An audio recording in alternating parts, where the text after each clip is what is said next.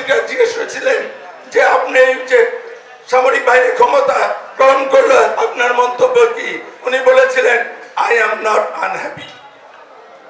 তাই উনি কি গণতন্ত্রের পক্ষের শক্তি?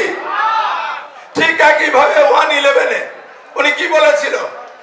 1/11-এর সরকার আসার পর উনি বলেছিল যে আমরা ক্ষমতায় গেলে আমরা এই সরকারের সমস্ত কাজকে বৈধতা দেব। তাহলে উনি কি গণতন্ত্রের পক্ষের শক্তি? আর আমার নেত্রী কি বলেছিলেন 1986 সালে নির্বাচনে?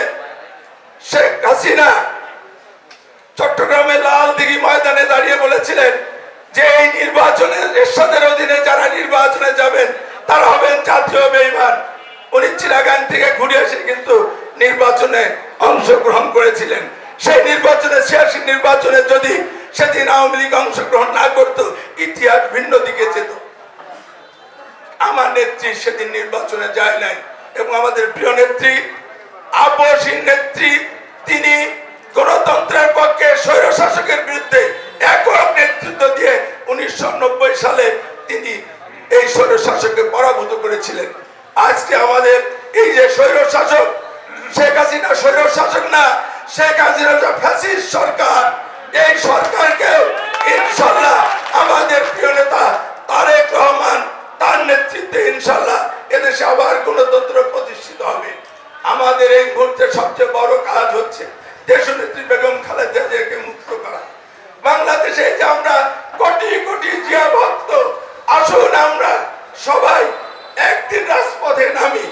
একদিন রাজপথে যদি আমরা নামতে পারি সাহস করে, এই সরকার পালানোর পথ খুঁজে পাবে না। তাই আসুন, যে ব্যক্তি শুধুমাত্র গণতন্ত্রের স্বার্থে, ভোটাধিকারের স্বার্থে, বাক স্বাধীনতার স্বার্থে, দেশের স্বাধীনতা সার্বভৌমত্বের স্বার্থে এই 80 বছর বয়সেও যিনি হাসি মুখে কারাবরণ করতে পারেন, সেই নেত্রীর জন্য কি আমাদের কিছুই করার নেই? যদি সেটা থাকে মুখে বললে হবে না। প্রিয় ভাইরা আমার, উনি কি পাবেন বলেন? উনি কি এরপরে আশা করেন যে আমি পরবর্তী প্রধানমন্ত্রী হব? উনি তো সরকারের সাথে বহুবার তাকে প্রস্তাব দেওয়া হয়েছে আপোষ করার জন্য।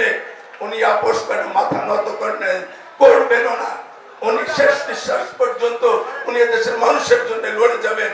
তাই আসুন, এমন একটি প্রিয় নেত্রী, এমন একটি আপসহীন নেত্রী, এমন একটি গণতান্ত্রিক নেত্রী, এমন একটি মানুষ জনদরদী নেত্রী, তার জন্য আসুন আমরা এই সরকারের বিরুদ্ধে আমরা রাজপথে নেমে আমরা এই সরকারকে বিতাড়িত করি। আমরা দেশনেত্রী বেগম খালেদা জিয়াকে মুক্ত করে দেশে গণতন্ত্র প্রতিষ্ঠা করি, ভোটের অধিকার প্রতিষ্ঠা করি, গণতন্ত্র প্রতিষ্ঠা করি এবং আমাদের প্রিয় নেতা জনাব তারেক রহমানকে দেশে ফিরিয়ে এনে আমরা এদেশে আবার একটি বাংলাদেশী জাতীয়তাবাদের সরকার প্রতিষ্ঠা করি। এই প্রত্যাশা ব্যক্ত করে সবাইকে আন্তরিক ধন্যবাদ। আমার